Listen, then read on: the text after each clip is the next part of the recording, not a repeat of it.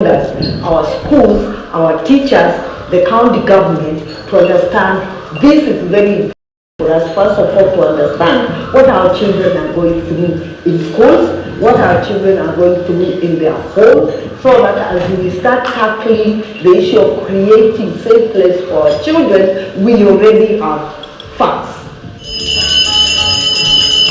It's important to note that MSA doesn't work in a vacuum. The MSA must work. All courts.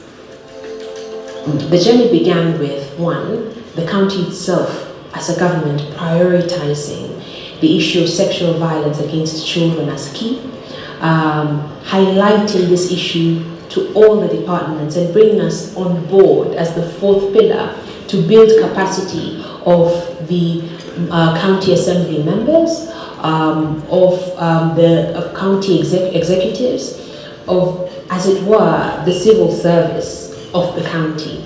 And so everybody was on board with regards to sexual violence against children. A lot of our leaders were challenged in terms of understanding. For example, the whole question of helping our children understand their bodies and understand their private parts, because it's an issue of patriarchy and how it actually perceives women's sexual, in particular women's sexuality. It's only now we're trying to see put a budget, and even when we put a budget, it's the smallest. And yet we're talking of the leaders of tomorrow or today, and we're talking of securing the future for our children. We're talking about helping our children to really be able to start speaking out. So I thought again, planners are key in helping us raise good children. We are really hopeful that we're going to work with Equality Now to make Makueni a safe county. Not Makueni alone, we just want to be a model county, a safe space for children, and people will learn from this county, and all this will be translated globally.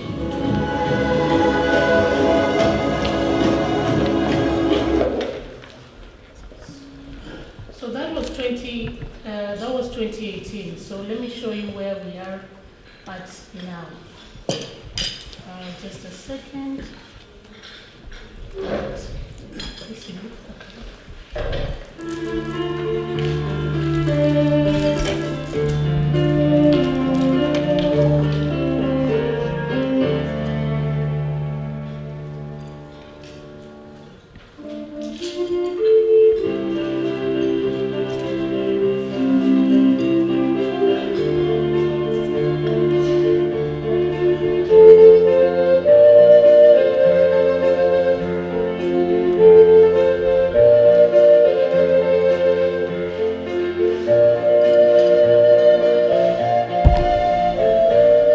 Such a pastor should be dealt with without any form of sparing, because he's supposed to defend the less fortunate.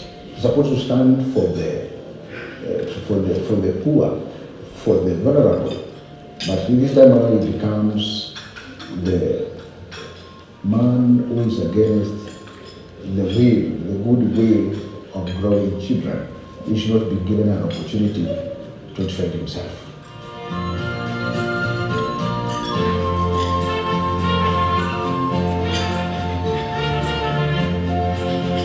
When such a thing happens, the chief was supposed to actually have taken up the matter immediately.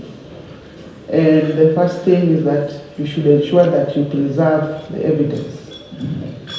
I want to believe that the child, when she was reporting that case of rape, she had just been raped and she had not changed her clothing.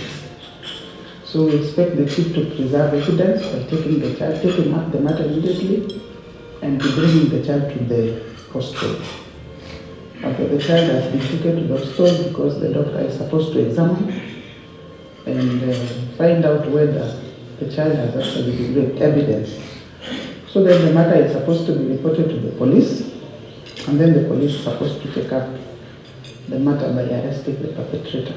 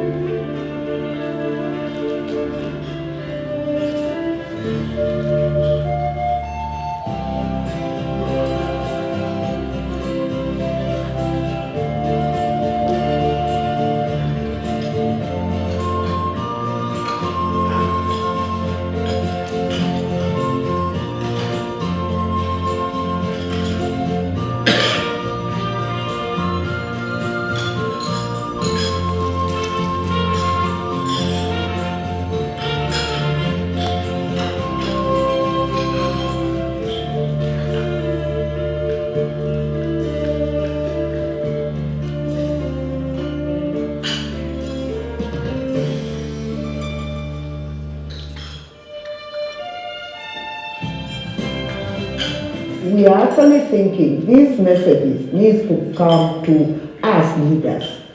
We need to take through the assembly, to take them through these messages. The assembly, because the assembly is the one that looks at our budget as a county government, and therefore we will need to talk to them, to discuss with them, to find out the best way to actually deal with these messages that are actually hurting our children. And this is the right time we start thinking about whatever even in the country, even in the world, we start thinking about in budget making processes, how we capture the needs of the children in this country, in this world, in this county. We have to work with them because they have the special needs which we need to cater for as a government. That is scary. When we go back to our communities, we find that people face a lot of challenges. For example, we need wheelchairs, we need hearing devices, we need language interpreters, especially for the people who are deaf. We are looking at development holistically. We are actually not leaving any stone unturned because, for example, when a mother is violated, when a child is violated in her own home, that home will not progress. So one thing we did was to actually recognize that violence against women, violence, sexual and gender-based violence against any person is a development issue. Sometimes it's not easy to go to the institutions of justice because they've been compromised, and unfortunately sometimes they're compromised by the parents, they are compromised by people who are in authority, and we cannot therefore immediately get justice for that child, apart from making sure that they are treated, they are counseled, and we talk to relevant duty bearers in a general way so that we lessen the question of abuse. We partnered with organizations like Equality Now. We also partnered with organizations like the Nairobi Women's Hospital. We are able with Equality Now to tell this story and to even approach other counties so that we can walk the journey together with the aim of making the voice of the child heard. And what we have seen is the executive, meaning the deputy governor and the governor, taking the bull by its horn and saying, if this is what is happening in our county, we want to do something about it. So one thing we did was that we have champions. We've trained 540 men and women who are champions, who are the voice, who are advocates at the grassroots to actually talk about issues of violation. We have also a gender violence treatment center where there is again privacy, where there is a counseling, where there is a protection during treatment.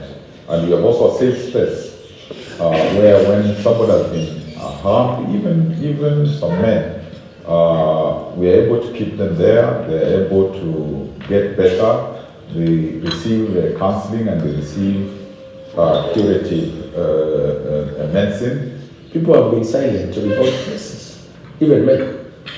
That is out of the shelter. Even there are 2 men who wanted to take to the shelter, but they were saying, what about Neonach? People will see me as who when we go to the shelter. How will I be seen, a man, just being out because I've been bulldozed by a wife? So there are cases like that, and we've learned now how to manage the cases if they come out. Our safe house is in a medical facility, very close to a police station. So, and we haven't even said where it is up to today because we want to keep it hidden. This was just an emergency. We're in the process now of coming up with our structures. We're in the process of coming up with a budget. We are in the process of actually setting it up so that it has structures, it has policies, it has rules, it has also it also has a place where women will come and learn skills. And now we're moving to a stage where we have the Gender Sector Working Group, which is a grouping of the County Commissioner, the Gender Department, the Health Department, the Judiciary, the Office of the Public Prosecution, and civil society organizations, among others, coming together to ensure that the gaps that have been highlighted by the kids are filled up by each stakeholder. And everybody does their job to ensure that A, we prevent gender-based violence, and B, when it occurs, everybody picks up the ball and does their part. We are happy now that we are able to tell their story. We are able even to have duty bearers, whether it is the judiciary, it is the police, it is administration, it is the religious sector, it is the parents.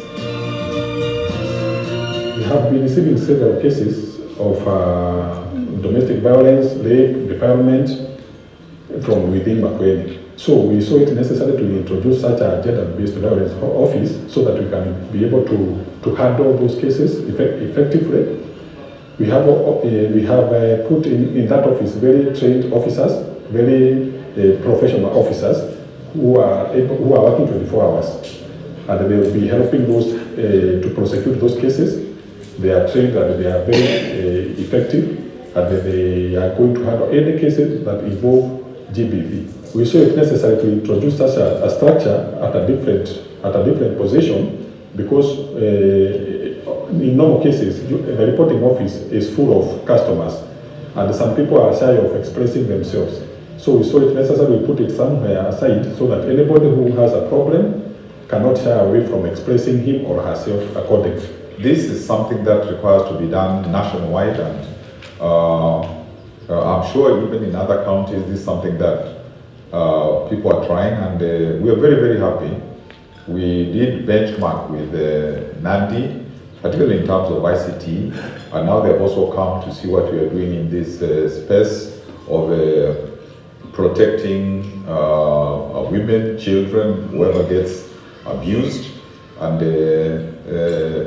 we are expecting to hand over the relay baton to them, and they will hand it over to somebody else, And within a time, all our 47 counties will have taken this relay so that we can provide for children, that we can be the voice of children even as their own voice, because when we have talked to children, they are very eloquent if they trust you. We've looked at the Gender Recovery Center and what happens there, and we think this is something that we can actually domesticate. We've already been handling issues of survivors of gender-based violence, but the way we have been approaching it, we have not provided enough secrecy and dignity to the survivors, and this is something that we want to bring on board when we go back to Nandi. As we speak, we don't yet have a safe house or a safe space where victims can actually run to for psychosocial support, but we have seen Makueni have taken that step during the COVID period, and already we have had discussions with my governor, His Excellency Sang, and we've agreed on a space that we think we can put up a safe house for children and other survivors of sex and gender-based violence in Nandi. A strengthened civil society ensures that the gains that Makueni has made so far then is safeguarded. Because this county, we're going to have elections in 2022. And after 2022, we're going to have a new government, a change of executive. But how do we safeguard these gains that we've made? We have a shelter, we have GBV champions, we have councillors, we have safe spaces that are conducted every holiday. Now we have the gender sector working group that is there. Now building up a strong movement in Makueni to keep the county in check, but also to pull resources together to be able to prevent and also protect children, because our entry point in Makueni has been the issue of children being defiled. So we have now moving to another level of creating a movement in Makueni that then holds the state accountable.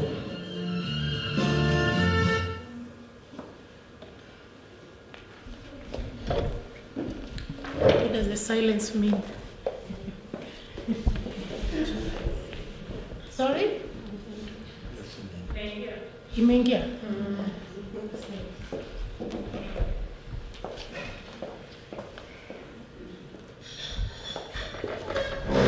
Wow. Can we, that was a documentary. I know it was pretty heavy, but we must be in a position to give a very huge clap to Makueni County and Nandi County for.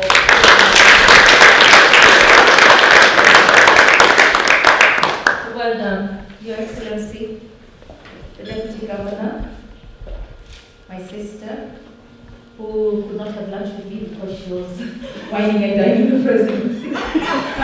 Mr. Delina Paul, the Minister for Gender, he for she champion, Bob,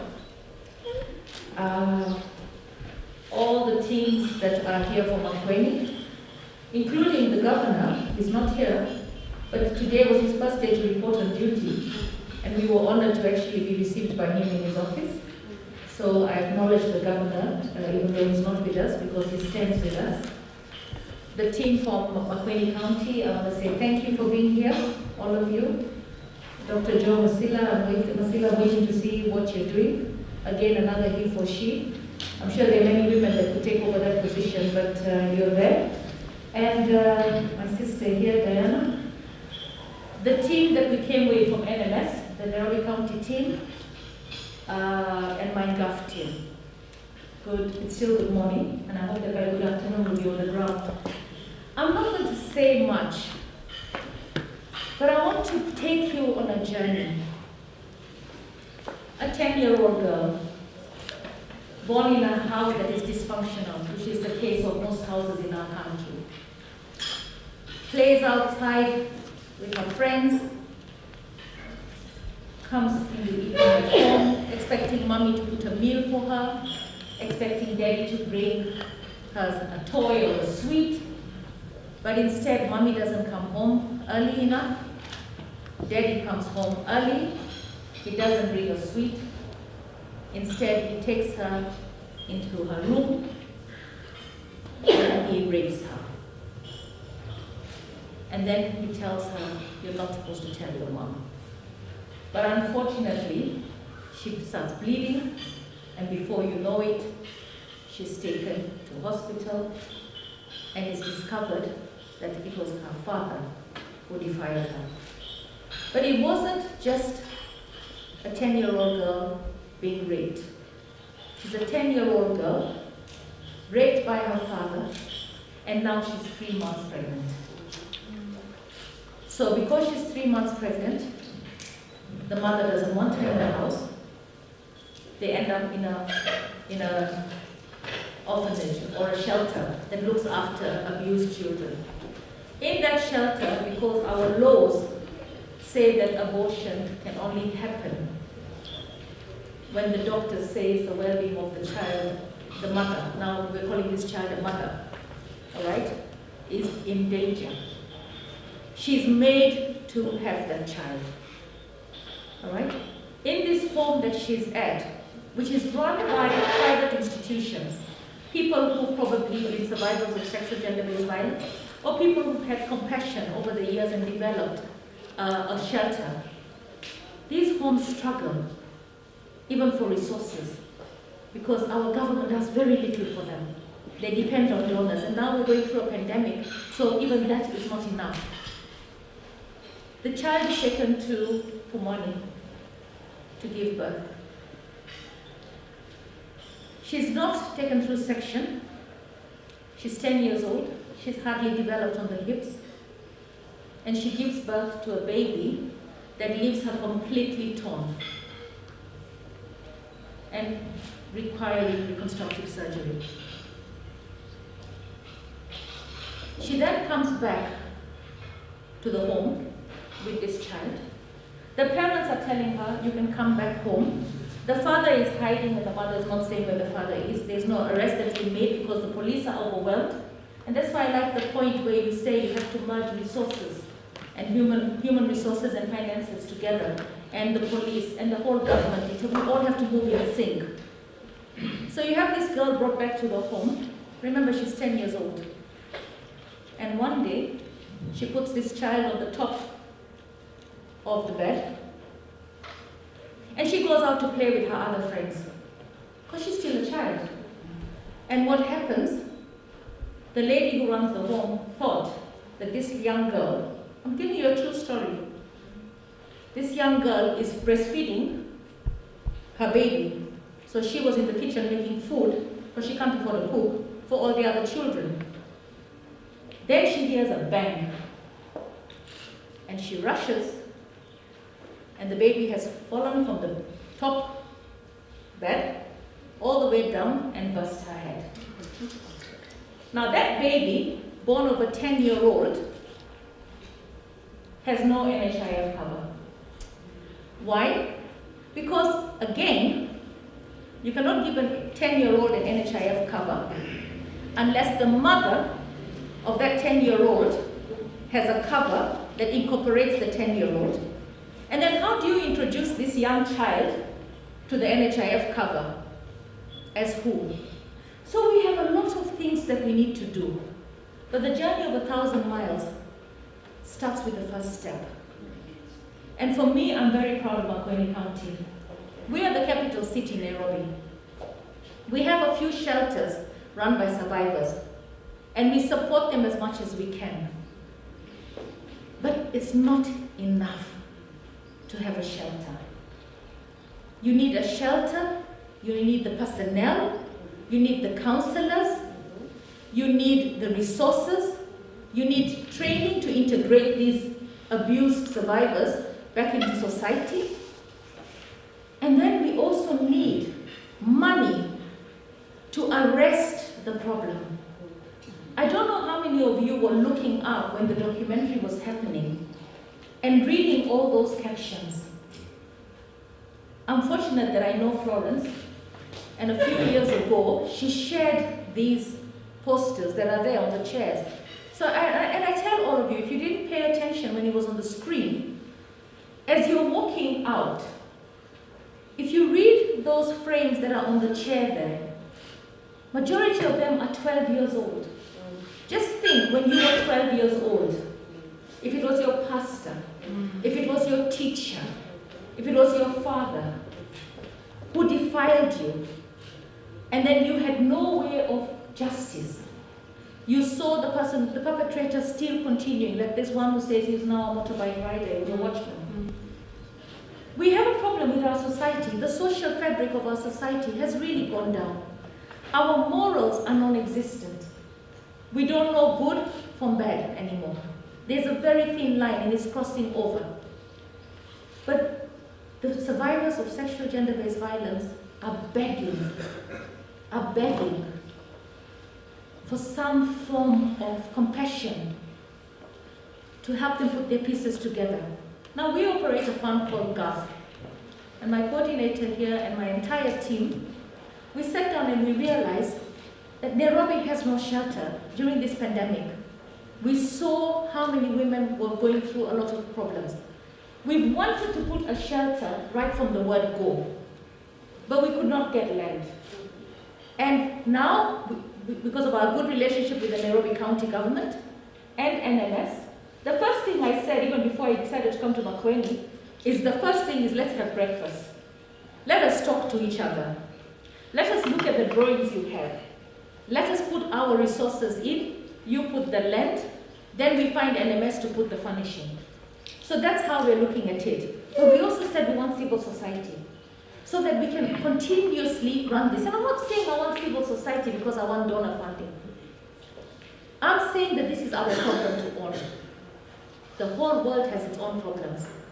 Those donors that were giving us money, I recently saw a philanthropist saying that where the donor countries of the EU are not able to cushion the developing countries anymore, they're going to put money because they realize there's a huge gap. What we are embarking on is a legacy that will hopefully see survivors of sexual gender-based violence, whether it's a girl, a boy, a woman, a man, right, have a place where they can heal, where they can stand on their feet again, where they can get back into society. So we have to merge with many players. If it's a young teenage girl, we then need to make sure she goes back to school. And as she's going back to school, what happens to her child? Because most families want their daughter back, but they don't want what they call the thing, the child. But that child also has done no wrong. That child does not know that it was rape that brought it into the world. And that child also deserves a chance to a good life. So we do have a problem. Unfortunately, GAF cannot help individuals. So we help institutions. But our money, our resources are very little. But we've managed over the last 2 years to try and put some money aside. We've got our chairman here, we've got our project manager, Lumumba. Our coordinator has worked the figures. We're hoping to hit 50 million. We're hoping to commission our safe house with the help of the architects. And I'm so glad we've got 3 architects, right?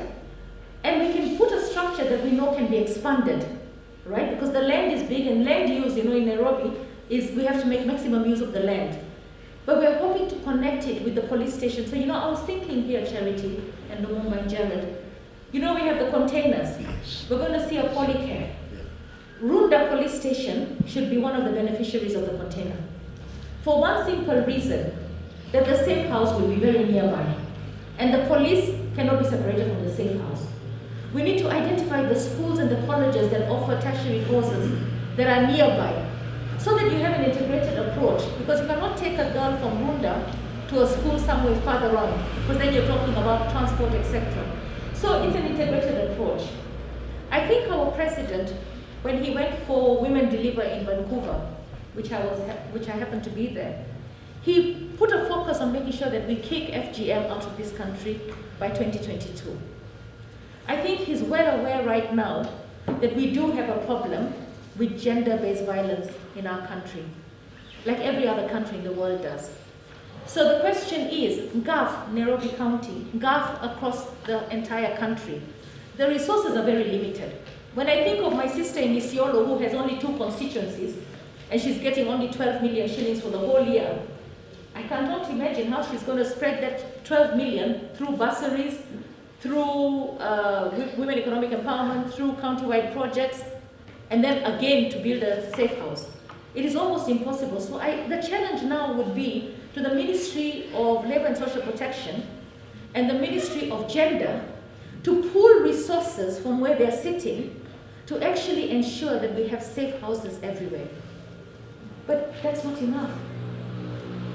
All of you here, you know, Jesus had only 12 disciples. You're more than 12 in this room. Christianity has spread to over 4 billion people in the world. We need to openly talk about the wrongs that we do. The he for she is so important. The women have to protect their children. Don't be surprised when your daughter comes home pregnant if you never talk to her about sex. If you never told her that there's this thing about telling us that we are Africans, we don't talk about sex to our children. And 11,000 children in Kilifi County are getting pregnant. So we have to start. You know, I saw you have the ambassadors, the champions, the 500 champions that you've trained. And then we have laws. We have the care and protection, which is supposed to be implemented by the county government on helping the teenage pregnancies get integrated back into school. We have the Psychology and Counselors Act from 2014, which I'm going to try and follow up and ensure that we have counseling everywhere. We need to have counseling. Everybody says that with the pandemic, we've ended up with a country that is going to be completely depressed. All right? And with depression, you start taking vices, whether it's drugs or alcohol. Then, with a little bit of a criminal mind, because I say being drunk, no matter how drunk you are, if you're a decent human being, you will not rape your daughter. So you were indecent before you took the alcohol. And the alcohol is an excuse to have raped your daughter. So I don't understand when people tell me it was because I was drunk. If I was in my right senses, I would not do it. No. Drunk is an excuse. You already had a sick mind before, right? And this sick mind comes from the way we live. And that's why I am so happy with the agenda for housing. Because if you look at some of the houses that our people live in, a small little room, while the father is here doing his thing with the wife, the daughters are there growing up. And the man, his mind will go to the gutter if given the opportunity. All right? And that's where it ends up. And the poor girl ends up suffering. So what I want to say, we've got a lot of work to do. But for me, Makueni deserves a real big clap. We are happy that we are here as the capital city to learn from you. So you've gone ahead of us. And we hope, as you said, learning is an exchange. We hope that when we learn from you and we see your challenges, with our architects, right, with our teams, with our civil society partners, we will be able to put a safe house. But with the safe house, I also think we need a partner to try and deter. I would rather have a safe house that is empty than a safe house that is full. Then we can say that this safe house now can be used for something else. That is the society that we want. That is the zero tolerance to GBV that we want. It's not to just build safe houses everywhere, because if we build safe houses everywhere and the safe houses are full to capacity, that we require more and more safe houses, it's going to be a sad situation. I saw a European country that is saying they're turning their prisons into something else because they have no prisoners. I want to reach a point where we turn our safe houses into something else because we have become champions of educating people. So when that man is sitting next to you in the bar and he's boasting about what he did to the young girl yesterday, or when you see your friend, the gentleman, sorry, here, you've got white hair, all right, so I'm assuming you're elderly, mature. One day you'll be sitting in a bar, and equally a friend of yours will come sitting next to you, and he will come with a 16-year-old girl, and you can see very clearly she's a minor. What would you do? Enjoy the drink and wish you had a 16-year-old? Or would you tell him this is wrong? Talk to the girl and tell her you should not be with this man. Because this is what we need to do. We need to become our children's protector. We need to start talking to the men who are abusing our children. And the men who are abusing our children are not living in some special island. They're living within us. They're living next to us. They are our friends, our neighbors, our brothers, our sisters, our fathers. So what we have to do is honestly, not just build safe houses. Build safe houses and ensure that one day safe houses will not be a necessity in this country. So today, I want to thank all of you who woke up very early, came, caught the bus, including bus number 2 that took off a bit later than us. And I want to say we have a big task ahead. But that task doesn't start with the day we launch the Safe House, which our governor has gladly said he will come and open it for us. So we hope that we'll do it soon enough. After here, he will be our guest of honor. What I would like is start today to try and talk against sexual gender-based violence. I don't know if you've seen this video that's been circulating on social media of a woman who sees a young girl walking with a man, and the man is holding her very tight. And then she decides something is not right here. So she calls out to the man and she says, "Hey, excuse me, what are you doing with this young girl?" And the man says, "Leave it, she's my daughter," or something. And the woman says, "No." And she continues following him. And as she continues following him, he lets go of the little girl. All right? And he runs off. Guess what? It was a man who was trying to kidnap a child to go and abuse and defile her. Probably kill her. So walk with your eyes open. Ask those questions no matter how busy you are. Listen. Use all your God-given senses to protect the next victim of sexual gender-based violence. As we build a house for the ones we cannot protect, right? Let's give them a good place so they can get back their lives. But let's try and protect the ones so that they never need our safe house. Thank you so much, and God bless you.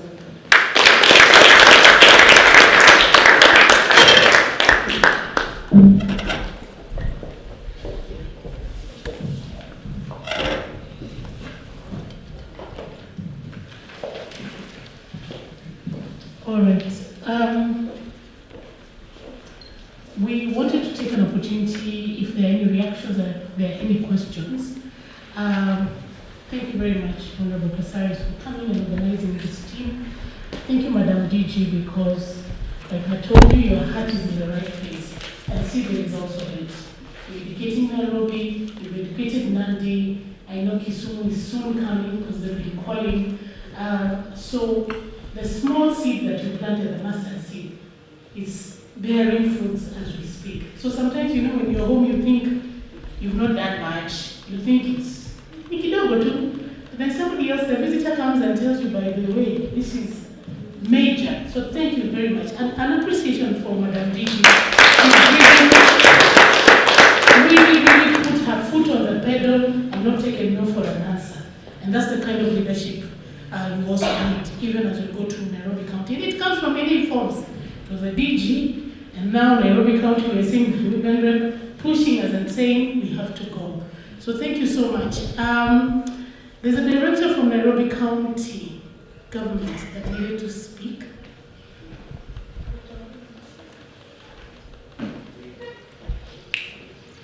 I've been informed by someone. And then if there are any questions, then we'll head outside and move on. CEO will tell us where we're going next. But I understand there's a question. There's a...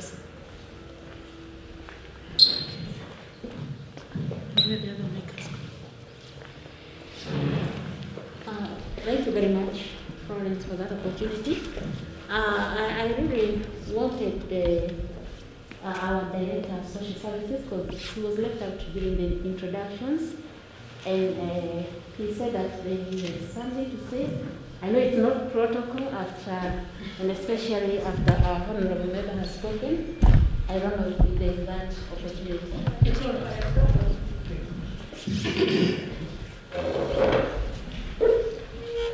Thank you very much. Madam Esther, the DG, watu wa Makueni na watu wa Nairobi, mjambo. I was a bit late. I was seated down there when we were doing the introduction. So let me also introduce myself. My name is Shem Nyandwarombura. I'm the Director of Social Services, Nairobi County.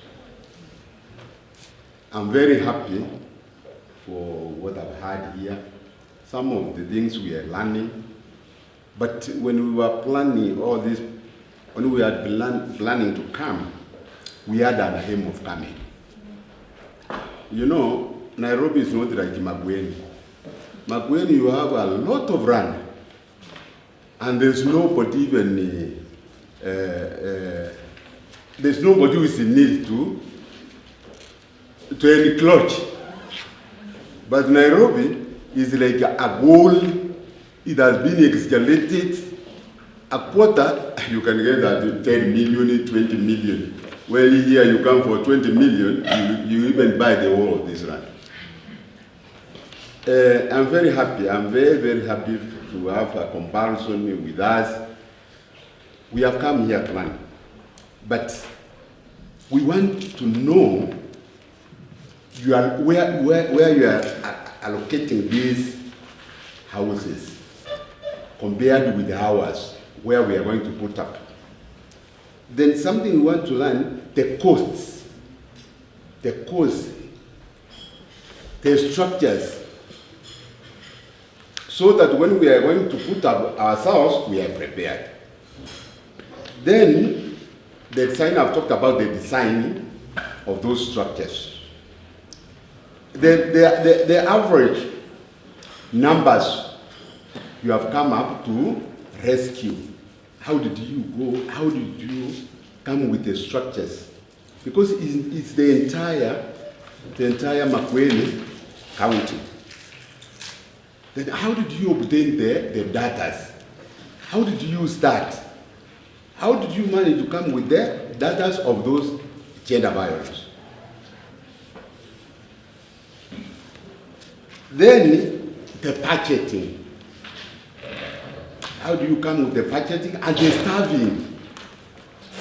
Because I saw you have social workers, you have counselors, you have other people, the professionals.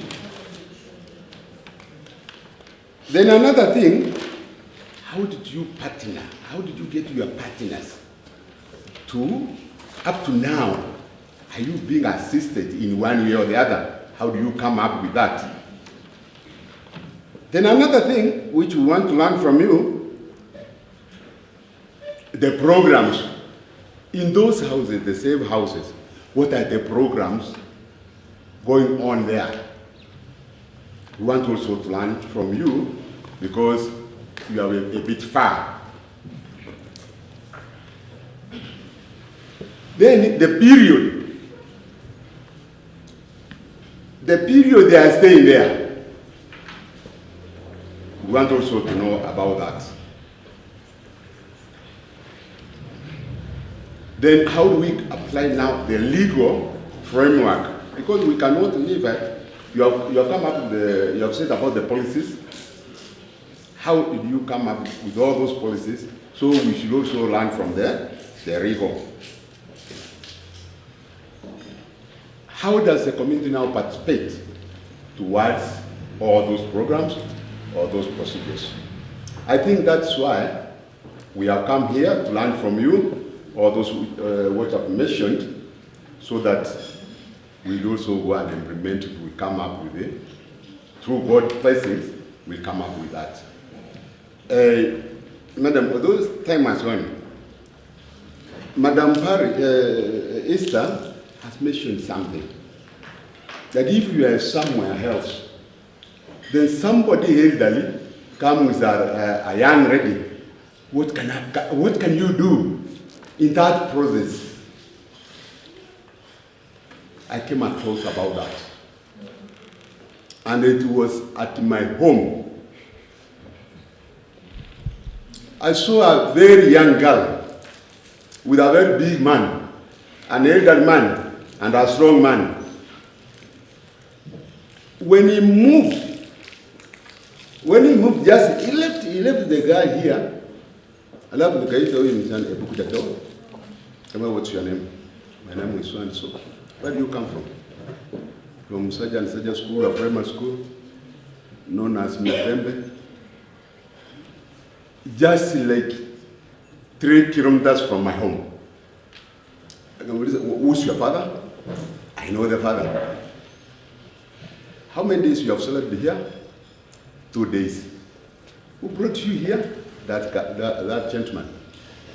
And that gentleman, I know him. What I told her, before I arrest you, and I'm also concerning. I'm working in the Department of Children. So before I arrest you, run up to your home. And the business has to be open. She has slept there 2 days. When this man, when you were spending with her in one bed or whatever, did you wear a condom? No. So the man came. Kamusa, my friend, what are you doing? You are a grown-up? You are what? What is this child doing here? You cannot even be ashamed to bring her here. She's not drinking anything. She's not drinking. She's not taking any beer. But is it good that you are doing, and this is a child from home? So such a cases anyway happens. And another very, very crucial, of which I don't know what we can do. Some of the teachers are supposed to be arrested. Some of the teachers, they are supposed to be arrested. Because you cannot, you are a man, then you come out, but I've done from standard 3 to standard 8, now I'm repeating. What are you talking about? And those are like your children, like what? So they must, the teachers themselves, they must be told exactly. I've been also to one of the management of some of the schools. They don't even say that. They restrict you to say something, but I'm very open. I told them, well, you are taking these students here, forget about it. You are taking them to Crossy, you are taking them to PC, you are taking them to where? Forget about what you are telling us here. And those are the readies, you know how they come up with. They start having, that's a friend of mine, that's a friend of mine. It comes in, then we know, you know all the story. Even the pastors, some of them, they are not good. Thank you very much, and God bless you.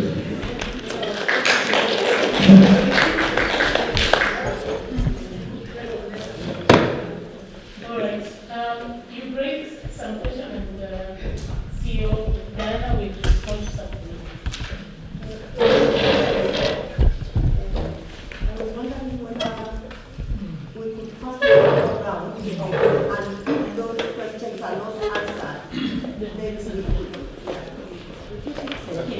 Excellency, I think Excellency I will support because he has raised several questions. Yeah. Some will observe as we go out. Yeah. We don't need to answer here verbally. We can read them when we are out there. And the problem, what is not answered, is what is during lunch. As we have learned. All right, so thank you so much. So if there are any questions, reactions to the documentary, what you've already seen so far, because I definitely believe that some of the answers, even as I was asking, I'm seeing them already. You know, when you go to the ground, remember when you go to the Safe House, there's somebody who will explain to you around the Safe House. When you go to the Gender Recovery Center, somebody will also explain around statistics, around, you know, you talk about the champions as well. So any other question? Can I just make a comment? Yes.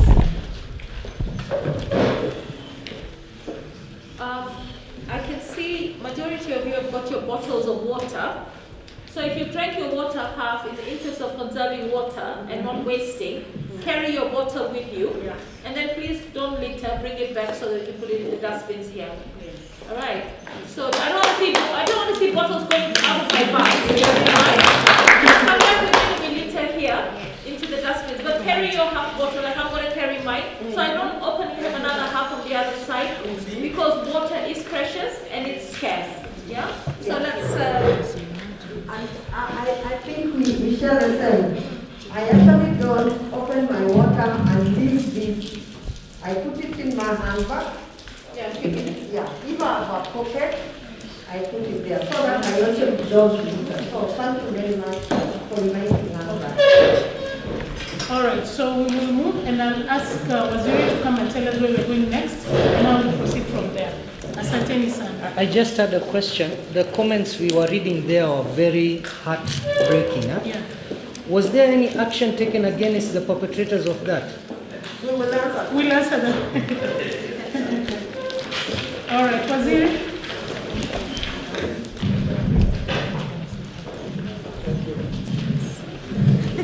Thank you so much. I think in the interest of time,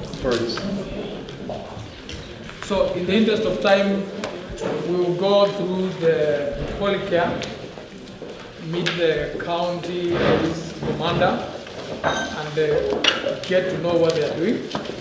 Then immediately from there, we go to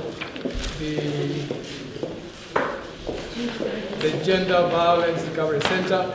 The team is here, but it's also media that's there. And finally, the Safe House.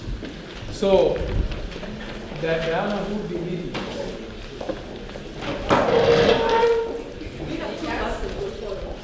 I will lead us.